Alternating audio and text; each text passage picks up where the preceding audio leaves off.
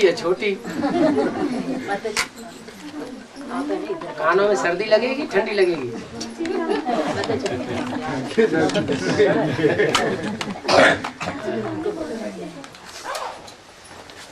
अच्छा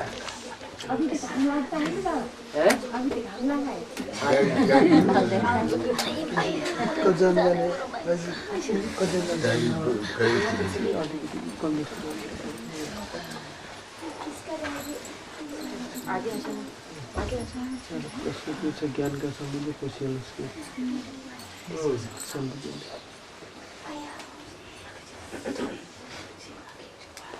बोलो बोलो जल्दी जल्दी बोलो। बाबा आप तो सर्वशक्तिमान है ना बाबा तो? आप सर्वशक्तिमान है बाबा तो? बाबा सर्वशक्तिमान है। हाँ। आप किसे कह रहे हैं? आपको नहीं, हम कहाँ सुन सकते? ठंडी लग रही है सर्वशक्तिमान कहाँ होता है ना? वो तो हमको पता है ना बाबा। आप हमारी बनाई ड्रामा में हमारी बनी ड्रामा में मैं कुछ परिवर्तन कर देना।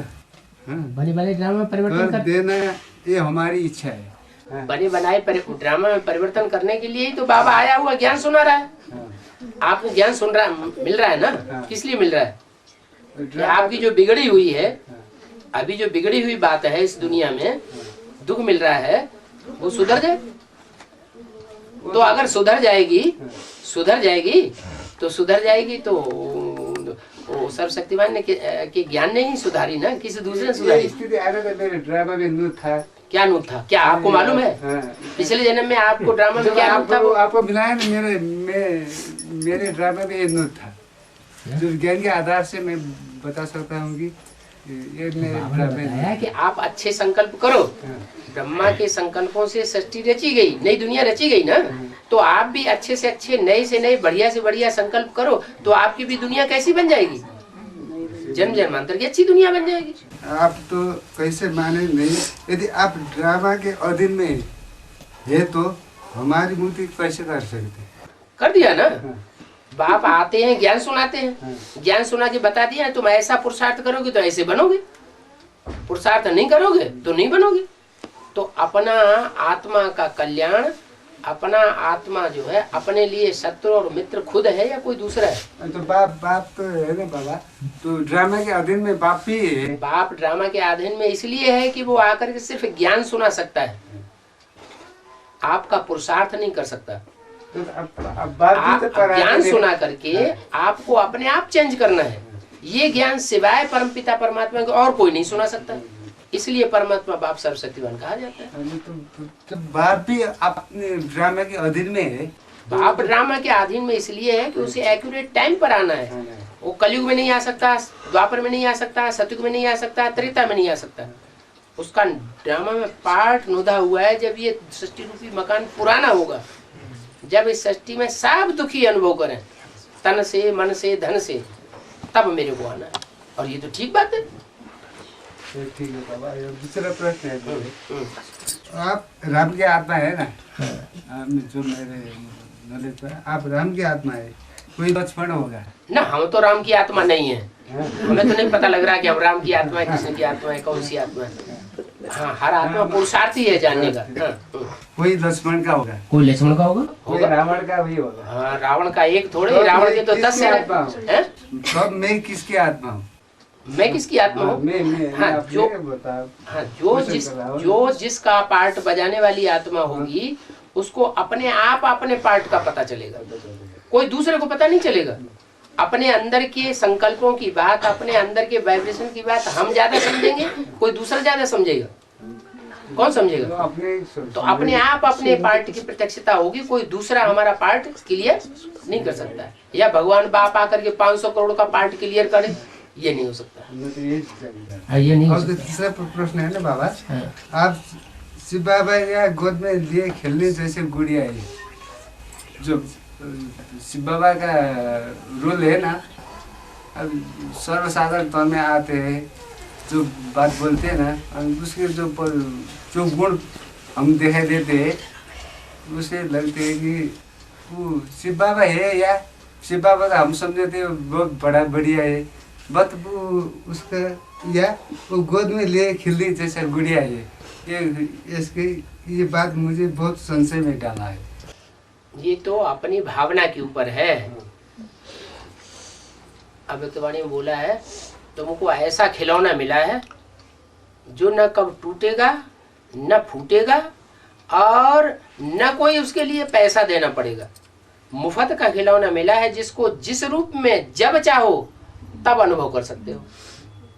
क्या भाई के रूप में अनुभव करना चाहो भाई के रूप में अनुभव कर सकते हो, बच्चे के रूप में अनुभव करना चाहो बच्चे के रूप में अनुभव कर सकते हो, बाप के रूप में अनुभव करना चाहो बाप के रूप में अनुभव कर सकते हो, टीचर के रूप में अनुभव करना चाहो टीचर के रूप में अनुभव कर सकते हो। ये तुम्हारे ऊपर है। जो 76 से सतयुग आने वाला का शूटिंग चला है ना बाबा, 76 से सन 76 से 76 से हाँ हाँ। है।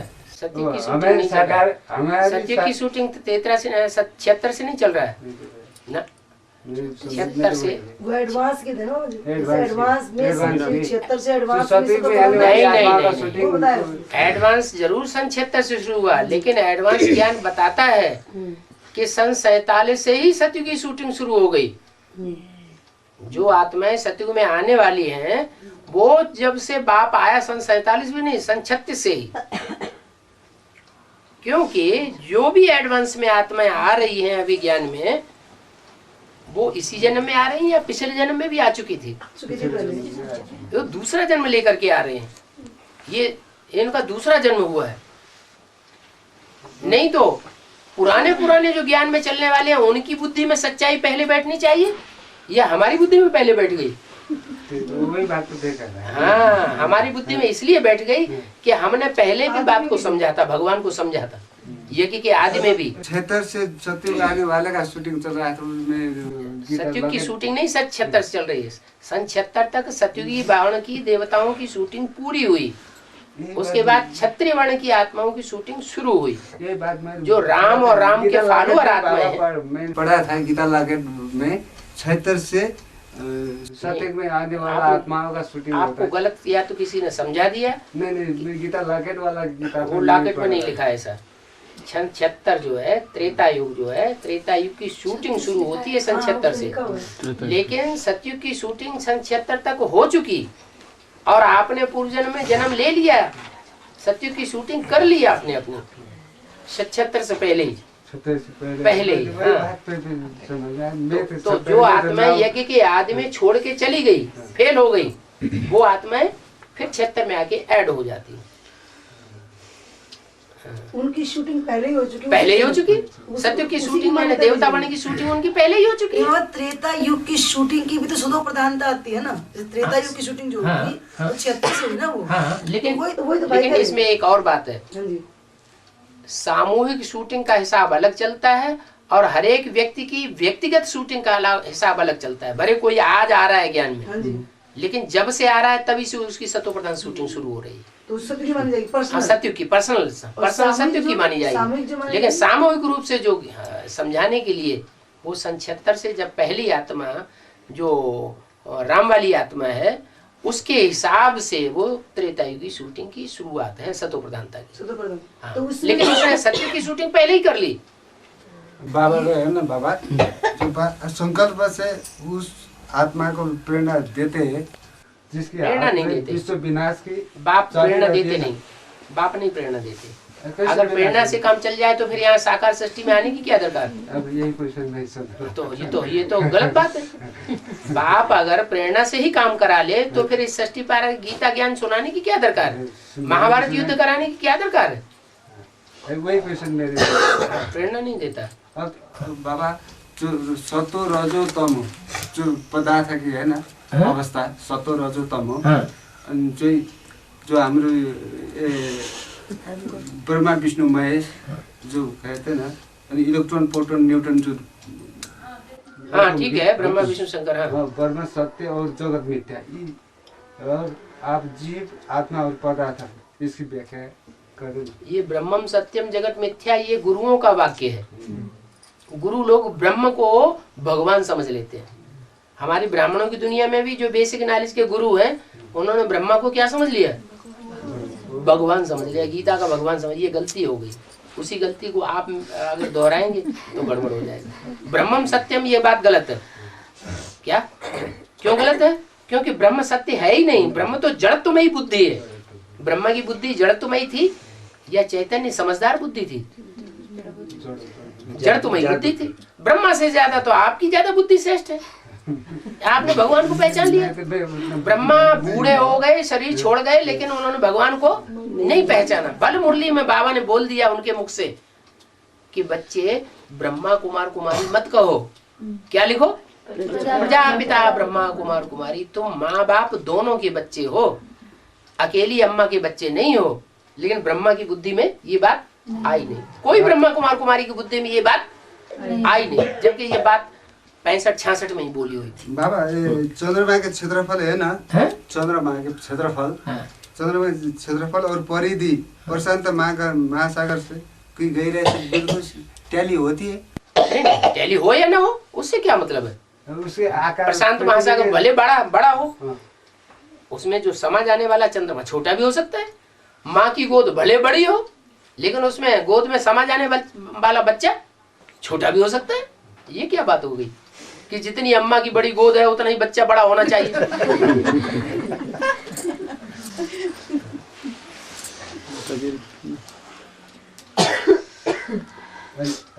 सबसे ज्यादा भिखारी सबसे ज्यादा पवित्र बन सकते हैं। सकते हैं क्या? ज्ञान में आने के बाद थोड़ा ही। मुरली का पॉइंट है ना, ज्ञान में आने से पहले जो सबसे ज्यादा विकारी थे वो ही सबसे ज्यादा निर्विकारी बनते हैं। ये परमाणु ब्रह्म। ज्ञान में आने के बाद उल्टा पुरुषार्थ थोड़ा ही करना है। जो ज्ञान में आने के बाद उल्टा पुरुषार्थ करते हैं वो तो असुर बन जाते हैं। हाँ। ये परमाणु ब्रह्म बाबा के बेसिक की बात कर रहा हूँ मुरली की। ये परमाणु ब्रह्म बाबा के उर्फ दादा लेखराज ने दिखाया है। तो सबसे ज्यादा गर्भ देने वाला सूर्य है, तो इसकी केंद्र बिंदु बहुत शीतल होगा ना बाबा? बात समझे क्या कह रही है? फिर बनो तो क्यों बनो? ये पवित्र सबसे ज्यादा विकारी सबसे ज्यादा पवित्र बन सकते हैं ना बाबा ज्ञान के बाद। जो कलयुग के अंत में सबसे ज्यादा अपवित्र बनते हैं, विकारी बनते हैं, वो ही सतयुग की आदि में सबसे ज्यादा निर्विकारी पवित्र बनते हैं। ऐसे ही सबसे ज्यादा गर्म देने वाला सूर्य है ना, उसकी जो केंद्र बिंदु है ना, सेंटर, वो तो केंद्र बिंदु बहुत शीतल होगा ना? बहुत शीतल है, अंदर से शीतल है, शीतल है, बाहर से गर्मी दे रहा है। ये होना जैसे सागर है ना, सागर बाहर से देखेंगे तो ऊंची ऊंची लहरें मार रहा है और अंदर का पानी बिल्कुल शांत है। तो ज्ञान सागर का हो चाहे ज्ञान सूर्य का हो।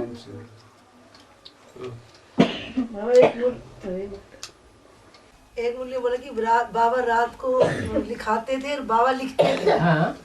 तो उस समय क्या रात के 2 बजे लिखाते थे उठ के, साक्षात्कार होता था उस समय? बताया तो 2 बजे बैठ करके लिखते थे, बाप लिखाते थे और ये लिखते थे। तो 2 बजे साक्षात्कार होता था उस समय? साक्षात्कार क्यों होता था? तो क्या लिखाते थे? बाप लिखाते थे प्रवेश करके, मुरली सुनाते बोल थे, बोल के लिखाते थे। ज्ञान सुनाते थे कि मुरली सुनाते थे या ऐसे ही वाणी चलाते थे? मैंने उस समय माता थी नहीं क्या सुनाने वाली? गीता माता थी। तो वही माता थी, माता के द्वारा बाप लिखाते थे। बाप सुनाते थे बोल रहे ना, तो सेवक राम बाप माता के द्वारा सुनाते थे। जैसे ब्रह्मा के द्वारा सुनाया वैसे माता के द्वारा सुनाते थे और ये बैठ के लिखते थे। और ये जो पीयूष की वाणी है बाबा, वो पहले की बात है। ये किसके द्वारा? ये डरते थे ऐसे क्यों बोलते हैं कि तो- पीयूष की वाणी से आज भी दादियां डरती हैं, वो दबा के इसलिए डरती हैं कि जिस पीयू के द्वारा 300-400 कन्याएं इकट्ठी हुई, वो प्रजापिता ब्रह्मा की कहानी है, ब्रह्मा के लिए कहानी नहीं है। वो 300-400 ब्रह्मा के पीछे नहीं भागी, प्रजापिता के करिश्मा के पीछे भागी। इन्होंने नाम लगा दिया ब्रह्मा का। वो तो सामने नहीं आते थे ना, क्योंकि हाँ जी। उसमें पोजीशन वैसा था तो सामने नहीं आते थे। हाँ जी, इसीलिए ये कहानी है वास्तव में भगवान की।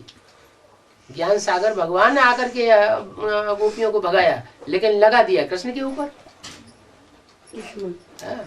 जो निंदा जो हुई इसमें, जो उसमें भी निंदा हुई, निंदा आदमी भी जो- सबसे ज्यादा होती है बाप की, फिर होती है ब्रह्मा की। बाबा जो पृथक पृथक आत्मा की अवस्था है ना, आपके मेरे और अवस्था सत्व सामान्य, अभी जो बीच में रजो बात और पूछ रहे तमो। थे वो हो गई पूरी। रजो बीच तमो को करो है, पृथक पृथक होता है ना बाबा। अभी जी क्या बात पूछ रहे थे आपको, हो गई पूरी? फिर नहीं तो उठ खड़े हो गए। इसको पूरा कंप्लीट हुआ जुन सुन्नु इसको सूर्य को अच्छा हो गया, चलो आगे चलो। हाँ। पृथक पृथक आत्मा के अवस्था है ना, अलग अलग अवस्था है हर आत्मा की। अलग सत्व सामान्य, रजो और तमो, हाँ, और पृथक पृथक होता है ना बाबा। होता है। हर आत्मा की अवस्था अलग अलग होती है। हाँ, हाँ, तो और ये सच्ची गीता लाकेट के मैंने पॉइंट देखे, एक नारी से बिगाड़े में जाने के लिए बाबा ने स्वीकार किया है, तो किया है ये तो बोलने में ये बोला है पतित बनना है, वो तो कायदा है द्वापर कलयुग में। द्वापर कलयुगी दुनिया में पतित बनना है वो तो कायदा है, लेकिन एक से पतित बने, अनेकों से पतित बनना वो बेकायदे है। तो ये बात बाबा ने बोली है ब्राह्मणों की दुनिया के बीच। ब्राह्मणों की दुनिया के बीच ये बात बोलने से बच्चों को समझ जाना चाहिए कि अगर दृष्टि का संग का रंग लेना है तो एक से लेना है, एक को पहचान करके। अनेकों से अगर दृष्टि का संग का रंग लिया तो क्या हो जाएगा? भिखारी हो जाएंगे। तो भिखारी हो जाएंगे, व्यभिचारी बन जाएंगे, नीचे गिर जाएंगे। उसको उन्होंने उल्टा समझ लिया, समझने वालों ने। उन्होंने ये समझ लिया कि पतित बनना है वो तो कायदा, बाबा ने तो बोला हुआ पतित बनना है। तो इंद्रियों से पतित बनने की बात थोड़ी है। और बाबा जो भक्ति ज्ञान एवं वैराग्य है ना, और भक्ति अर्थात प्रेम, साक्षी भाव एवं शिवत्व, साक्षी भाव है ना बाबा, साक्षी साक्षी भाव, साक्षी है। और साक्षी भाव एवं शिवत्व, और साक्षी भाव शिवत्व धारण में ये आत्मा की स्वतः प्रदान करने की विधि नहीं है।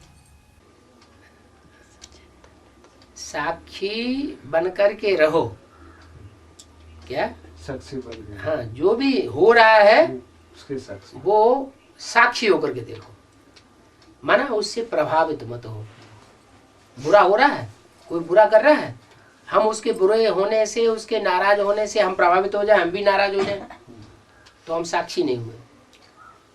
जो बुरा कर रहा है वो बुरा कर रहा है, हम देखते हुए नहीं देखे, सुनते हुए नहीं सुने, हमसे सहन नहीं होता है तो हम बाबा को लिख करके भेज दें, खुद साक्षी होकर के रहे। बाबा एक बात ये ज्ञान में ठीक है। हाँ, कि बाबा हमारे पास समय बहुत सीमित है और लगभग जनसंख्या है 7.5 अरब।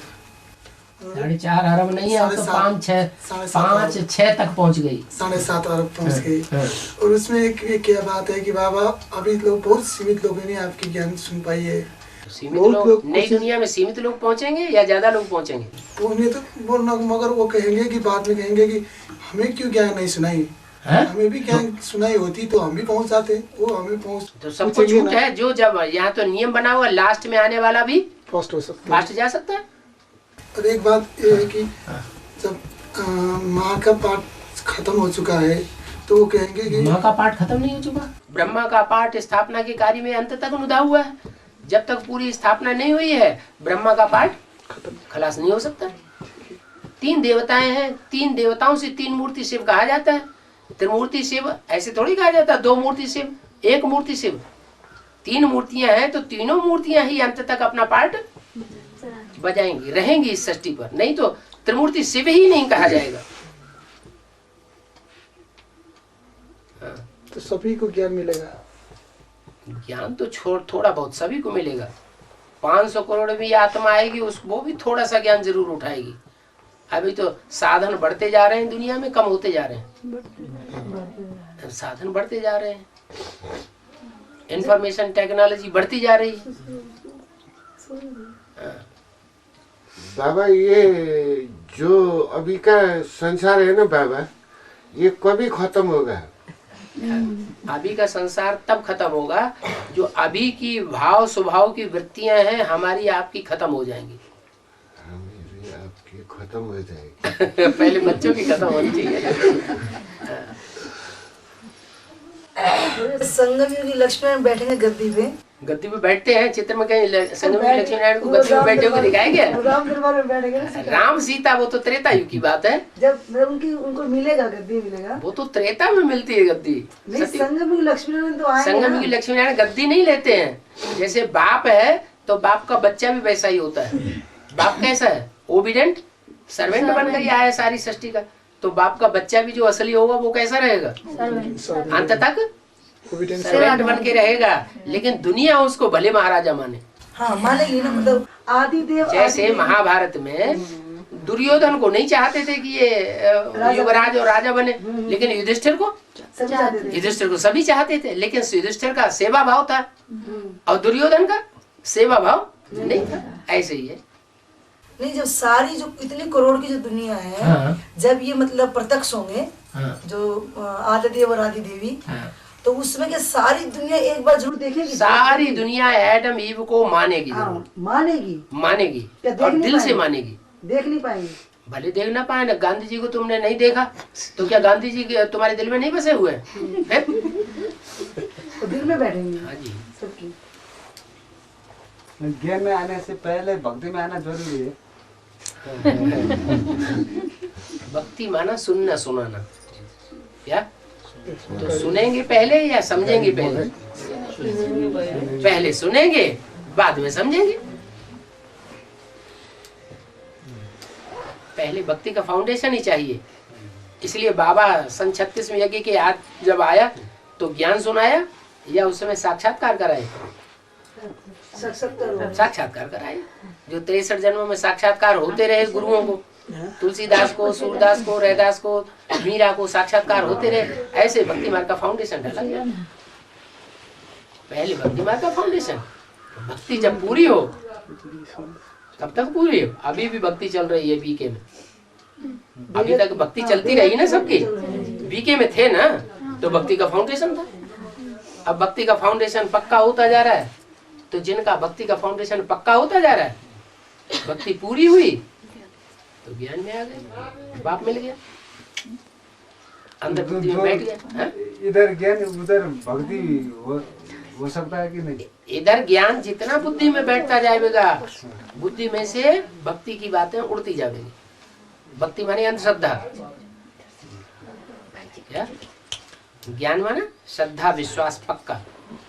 अंधश्रद्धा और अंधविश्वास अलग बातें हैं। हाँ।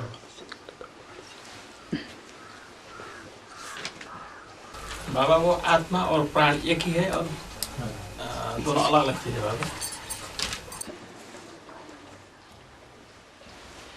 जब आत्मा निकल जाती है तो श्वास का आना जाना बंद हो जाता है। इसका मतलब ये हुआ कि आत्मा भी एक शक्ति है। अंदर है शरीर में तो शरीर कार्य करेगा, बाहर हो गई शरीर निर्जीव हो जाता है। वनस्पति में भी आत्मा है, वो भी उसमें भी आत्मा है, लेकिन जड़त्वमयी आत्मा। क्या और वनस्पति एक स्थान पे जहाँ उगेगी बस वहीं पे लहराती रहेगी, उससे अलग होकर के कार्य नहीं करेगी। अब अंतर मन है ना, चेतन और अचेतन मन जो कहते हैं ना, तो अचेतन मन है ना, अचेतन मन तो वो हमारा मतलब जो ध्यान अवस्था में रहती है ना, सुषुप्त अवस्था में अचेतन मन काम करता है। सुषुप्त अवस्था में जो ध्यान की काम तो करता है ना, योग की काम तो करता है। बाहर हम जैसे जिनका में लगे हुए ऐसे बोले रहे, हमारे अचेतन मन तो उसमें काम कर रहा है ना। तो अचेतन जो सुप्रीम सोल से जुड़ा हुआ है। अचेतन सुप्रीम सोल से जुड़ा हुआ हो तो हमेशा जुड़ा हुआ हो तो फिर उसे आने की दरकार क्या है? वो आता ही इसलिए है कि वो हमारे मन को अपनी बुद्धि से जोड़ना चाहता है। वो जो आने वाला है, जो भगवान है, वो मन है, मन वाला है या अमन है? बाहर से तो दिखने वाला जो जैसे भी हो, बाहर से अंदर से तो उसका मन चलता है। ब्रह्मा का मन चलता है, जिसमें प्रवेश करता है उसका मन चलता है, या भगवान का मन चला है मन? ब्रह्मा का मन चला, ब्रह्मा का मन चलता है, शरीरधारी का मन चलता है। जिसको शरीर ही नहीं है उसका मन अमन है, उसे मन चलाने की दरकार है ही नहीं, सोचने विचारने की दरकार है ही नहीं, वो तो असोचता है, उसे संकल्प विकल्प करने की दरकार ही नहीं, वो तो जानता है, त्रिकालदर्शी है, पहले से ही है, उसे सोचने विचारने की क्या दरकार। वो आता ही हमको अमन बनाने के लिए। हम मन के ऊपर पूरा कंट्रोल कर रहे हैं, मन बिल्कुल हिल ना सके, तब आप समान बना के हमको ले जाएगा। तो अचेतन है ना बाबा, तो अचेतन मन बहुत शक्तिशाली ठीक है। कहते हैं। हाँ। तो जो सब बहुत शक्तिशाली होने के नाते से मैं ये सर्वशक्तिमान का स्वरूप होगा। वो कुछ नहीं, वो आत्मा से परमात्मा वालों की थ्योरी है। मैंने भी यही सोचा है। वो आत्मा से परमात्मा जो समझते हैं उनकी थ्योरी है, लेकिन ऐसा है नहीं। हाँ, अचेतन मन और शिव बाब में कोई संबंध नहीं है। संबंध है, वो आकर के मन को अमन बनाता है तो संबंध हुआ ना। अमन बनाने के लिए आता है। से तो हाँ। संबंध है, तो बाकी और कुछ अमन ये कोई कम बात है क्या? अमन बनाने पे हाँ, मन को अमन बनाना, मन के आधार पर तो इंद्रियां सुख दुख भोगती हैं। क्या? जैसे इंद्रियां आंख है, लवर्स होते हैं, मजनू लैला है, एक दूसरे को याद करते हैं। मजनू के सामने से आदमी गुजरते चले जाते हैं, कारवा गुजर जाता है, उसे अपनी लैला याद रहती है, वो कारवा को नहीं देखता। आंखें तो खुली थी, क्यों नहीं देखा? क्योंकि जो मन है वो देख रहा था। तो मन की आंखें अगर बंद हैं तो ये आंखें काम नहीं करती, ये इंद्रियां भी अपना सुख दुख नहीं ले सकती। मन जब इंद्रियों के साथ जुड़ेगा तो इंद्रियां अपना सुख दुख भोग सकेंगी। तो मन ही मुख्य है। सुख दुख तो वो मान्यता है ना बाबा, मन ही भोगता है। मन ही भोगता है। मान्यता तब कहिए जब मन को अमन बना ले। जब मन को अमन बनाया नहीं तो मान्यता क्यों है? वो तो सच्चाई है। तो मानने से दुख सुख होता है ना। अच्छा, तो हम थप्पड़ मार रहे हैं अभी दुख होगा कि नहीं होगा? मन है ना।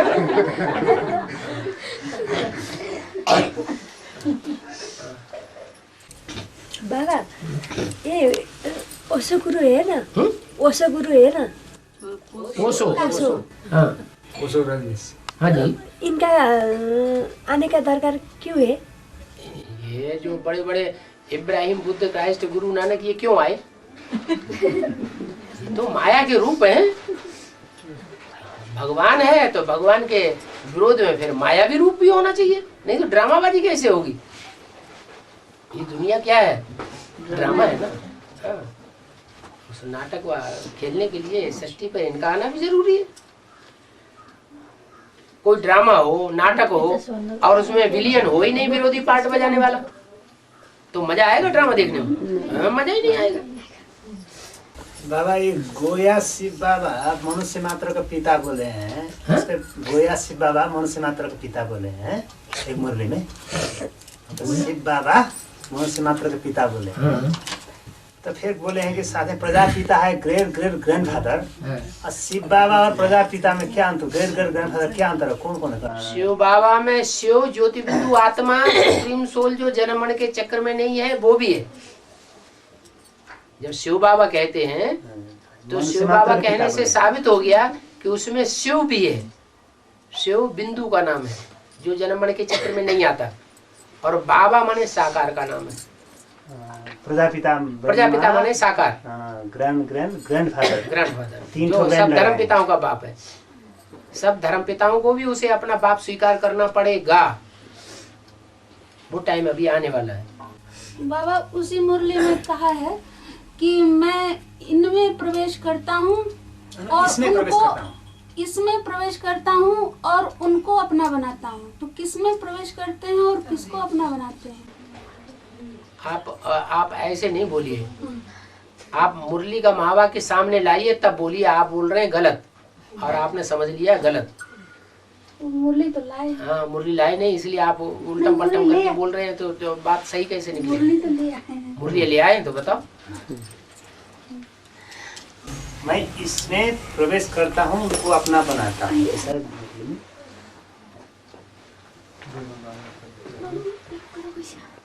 सही वाक्य होना चाहिए ना।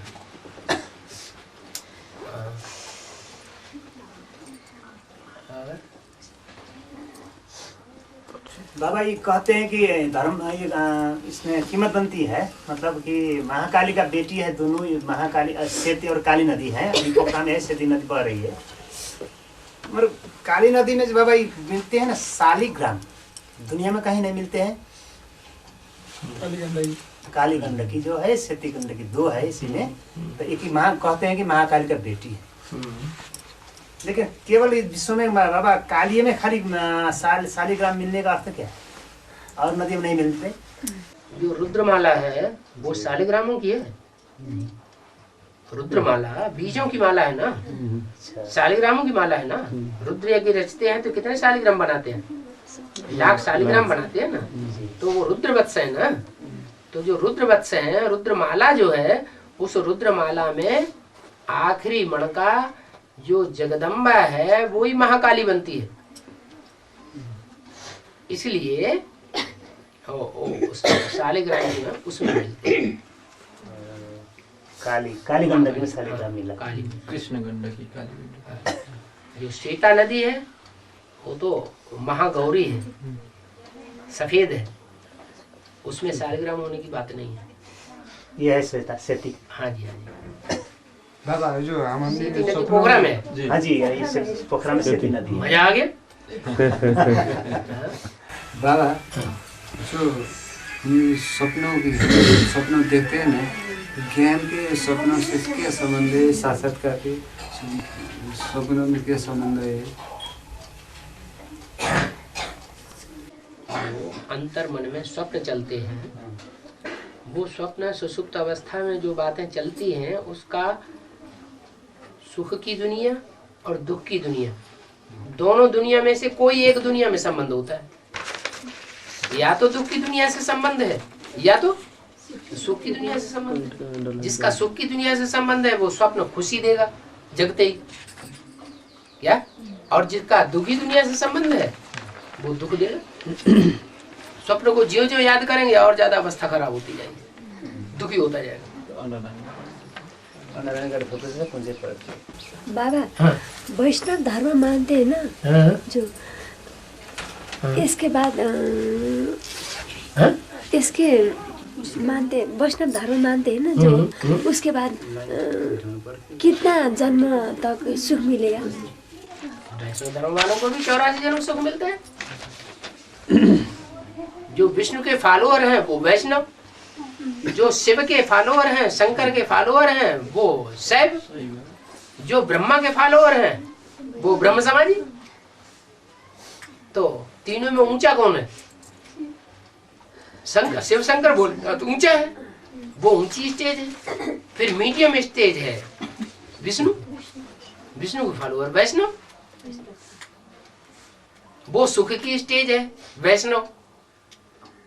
और ब्रह्मा है दुख की स्टेज। दुख की दुनिया की तरफ है या सुख की दुनिया की तरफ है? दुख की दुनिया की तरफ नीचे है ब्रह्मा की स्टेज। तो वो दुख धाम का मालिक हो गया, विष्णु हो गया सुख धाम का मालिक। लेकिन सुख दुख दोनों से परे, वो ज्यादा ऊंचा है या दुख की स्टेज में रहने वाला ऊंचा है या सुख की स्टेज में रहने वाला ऊंचा है? सुख की स्टेज में रहने वाला ऊंचा है। जो सुख में आएगा वो दुख में भी आएगा, और सुख दुख से जो परे रहेगा वो शिव बाबा हो गया, भगवान भगवती हो गया। बाबा एक बात, क्या सभी लोगों का जन्म 84 ही हो गया है? सभी को क्यों हो जाएगा 84 जन्म? सभी 84 जन्म चाहे नाली के कीड़े को उठा करके साफ सुथरी जगह में रख दो, वो साफ सुथरी जगह में रहना चाहे या नाली में अपने को पसंद करेगा? नाली में ही पसंद करेगा। सफा जगह तो मर जाएंगे। हाँ, मर जाएंगे। ऐसे ही आप कलयुग के अंत में जन्म लेने वाली आत्मा को आप ये कहें कि हम सत्युग में ले जाके तक मजा नहीं आता है क्या? सत्युग कोई सुख होता है? इंद्रियों में कोई सुख ही नहीं हुआ, सुख नहीं, हम नहीं चाहते ऐसा। सन्यासी लोग हैं, हमें स्वर्ग के सुख का गुष्टा सामान हमें चाहिए नहीं। तो हर एक आत्मा की अपने अपना स्वभाव संस्कार है। लेकिन अविनाशी स्वभाव संस्कार ना। लेकिन जो भी कहेगा कि मुझे स्वर्ग जाना है, हाँ किसी भी पूछिए आपको के वक्त आप किधर जाना चाहिए, तो बोले मुझे स्वर्ग। अच्छा सन्यासियों से पूछो। नहीं, जो दूसरे धर्म वाले तो दूसरे धर्म वाले ही कहेंगे ना, वो भी सन्यासी तो नहीं कहेंगे। तो इब्राहिम, बुद्ध, क्राइस्ट ये सब सन्यासी ही तो हैं। वो भी कहेगी कि धर्म सत्य को समझ लो, वो कहेगी कि अधर्म मत करो, तो बुद्ध भी कहेगा। वो जो जिसको अधर्म समझते हैं वो अपनी वाणी को धर्म समझते हैं, उसके अलावा जो दूसरी वाणी बोलेगा उसको अधर्म समझते हैं। अधर्म समझते हैं इसलिए तो ईश्वर का आगे विरोध करते हैं। वो भी कहेगा कोई किसी को कष्ट मत दो, किसी को दुख मत दो। दुख किसे कहते हैं और सुख किसे कहते हैं उसकी परिभाषा ही उनको नहीं मालूम है। वो समझते हैं इंद्रियों का सुख देना ही सुख है। इब्राहिम क्या कहेगा? इंद्रियों से परे का भी कोई सुख होता है, वो मानेगा। फिर लोग क्यों फॉलो करते हैं उसे? तो फिर लोग क्यों फॉलो करते हैं उसे? किसको? बुद्ध को, इब्राहिम को, क्राइस्ट को क्यों फॉलो करते हैं? कुत्ते ही कुत्ते को फॉलो करेंगे ना। लेकिन आपका तो सभी बच्चे हैं। आपका तो सभी बच्चे हैं। सभी बच्चे? ये संसार के जितने भी लोग हैं बाबा का यही बच्चे होंगे। हाँ बाबा के बच्चे हैं, लेकिन एक कैटेगरी, एक बाप के 10 बच्चे होते हैं, 10 अलग अलग कैटेगरी के होते हैं, एक ही कैटेगरी होते हैं। पर भगवान जो बाप होता है वो चोर भी हो, ढाका भी हो, सज्जन भी हो, सभी को प्यार तो उतना ही करता है। प्यार तो करता है, लेकिन जो बादशाही देता है वो बड़े बच्चे को देता है, छोटे बच्चे को देता है? बादशाही तो देते हैं। तो क्यों देता है बड़े बच्चे को? संभाल ही नहीं सकेंगे उनको। जानते हैं ना कि ये ज्यादा प्योरिटी की पावर से पैदा हुआ है, लंबे समय की प्योरिटी की पावर से पहला बच्चा पैदा हुआ है, तो उसको वो ज्यादा हकदार बन जाता है ना। तो ऐसे ही बच्चे तो सब हैं, लेकिन कोई बाप को पहचानते हैं, कोई नहीं पहचानते। जो पहले बाप को पहचानते हैं वो पहला बच्चा है, जो पहचानता ही नहीं और विपरीत आचरण करता है वो बच्चा है। बाप के कंट्रोल में रहे वो बच्चा, या बाप के कंट्रोल से हमेशा बाहर रहे वो बाप का बच्चा। तो कंट्रोल में वही तो बच्चा है। बच्चा हुआ ना? बच्चा तो दोनों है, पर सच्चा बच्चा जो कंट्रोल में वही है। तो फिर कैटेगरी अलग अलग हो गई।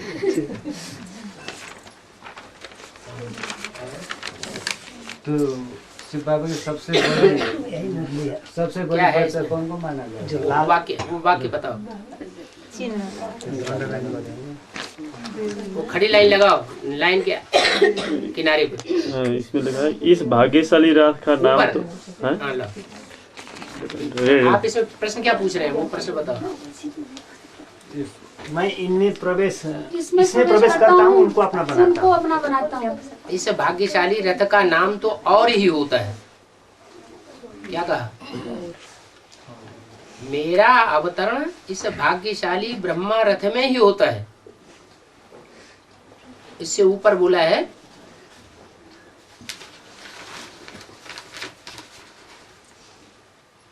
अब फिर पावन बनने के लिए खास भारतवासी पतित पावन बाप को बहुत याद करते हैं। किसको याद करते हैं?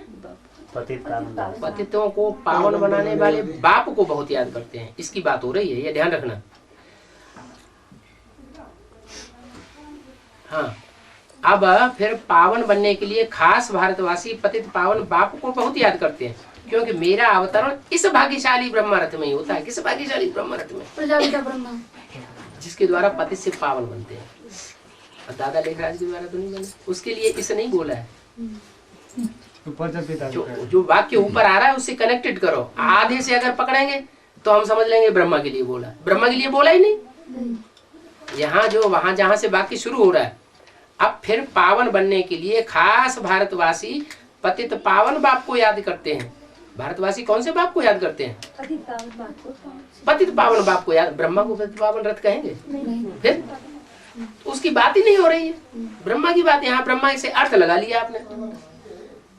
बहुत याद कर, क्योंकि मेरा अवतरण इस भाग्यशाली ब्रह्मा रथ में ही होता है। किस रथ में होता है? ये ब्रह्मा रथ भाग्यशाली नहीं है जो हार्ट फेल होकर के खत्म हो जाए। भाग्यशाली रथ वो है जो आदि से लेकर के अंत तक रहे और इसी रथ से नई दुनिया में पहुंचे। वो भाग्यशाली रथ है जो पतित से पावन बने। रथ पतित से क्या बने? रथ पावन बने। भाग्यशाली ब्रह्मा रथ में ही होता है। इस भाग्यशाली रथ का नाम तो और ही होता है। इस भाग्यशाली रथ का नाम तो, जिसकी बात हो रही है पतित पावन की, उसका नाम तो और ही हो, इनका नाम तो दादा लेखराज। इस भाग्यशाली रथ का नाम तो और ही होता है। उनको अपना बनाता हूँ, उनको मैंने दूर कर दिया, अभी सामने नहीं है। भाग्यशाली रथ को उनको माने सन 76 से जो होगा कोई और हो, उनको अपना बनाता हूँ। 76 का कि 36 का बाबा? 76 उनको अपना बनाता हूँ, आने वाला को। हाँ, उनको अपना बनाता हूँ। इसमें प्रवेश कर प्रजापिता ब्रह्मा नाम रख देता हूँ। क्या प्रवेश करता हूँ और नाम क्या रख देता हूँ? प्रजापिता ब्रह्मा। कल्प पहले ड्रामा अनुसार प्रजापिता ब्रह्मा द्वारा ब्राह्मण रच उन ब्रह्मा कुमार कुमारियों द्वारा पतित भारत को पावन भारत बनाया था। तो इस ब्रह्मा की बात हुई या आगे जो पार्ट है ब्रह्मा का, उस ब्रह्मा की बात हुई? आगे पार्ट। हाँ? कल्प पहले ड्रामा अनुसार प्रजापिता ब्रह्मा द्वारा, प्रजापिता ब्रह्मा साकार षष्ठी पे होता है या सूक्ष्म वतन में होता है? मुरली में तो कितनी बार क्लियर किया हुआ है, प्रजापिता प्रजा के साथ होगा, सूक्ष्म वतनवासी कैसे होगा? कल्प पहले ड्रामा अनुसार प्रजापिता ब्रह्मा द्वारा ब्राह्मण रचकर उन ब्रह्मा कुमार कुमारियों द्वारा जो रचे जाएंगे पतित भारत को पावन भारत बनाया था। किस रथ की बात है? दादा लेखराज ब्रह्मा के रथ की बात है या जिसका? हाँ, प्रजापिता की बात है। फिर भी जबकि कल्प के अंत में पतित बन आत्मा 84 चक्र पूरा करती है तो फिर वही पतित दुनिया को पावन करने के लिए आना पड़ता है। कल्प कल्प अर्थात 5000 वर्ष बाद मुझ सर्व के परमपिता परमात्मा को याद करते हैं भक्ति मार्ग में, और अंत में अब भक्ति मार्ग पूरा होता है तो आता हूँ। भक्ति मार्ग द्वापर से उतरता मार्ग है। तो क्या बात है, कौन सी बात गड़बड़ हो गई आपको नहीं समझ में? ऊपर वाला हो गया, इनमें और इसमें प्रवेश आगे नीचे लिखा है मेरा तो कोई बाप टीचर सदगुरु नहीं है। मेरा तो कोई बाप टीचर सदगुरु नहीं है, और ब्रह्मा का तो बाप टीचर सदगुरु हुआ ना। भारतवासी आसुरी संप्रदाय जो सतयुग में दैवी संप्रदाय थे उनका पिता तो हूँ, परंतु उनको फिर से सूर्यवंशी देवता बनाते हैं। बनाने के लिए पिता ब्रह्मा कुमार कुमारी बनते हैं।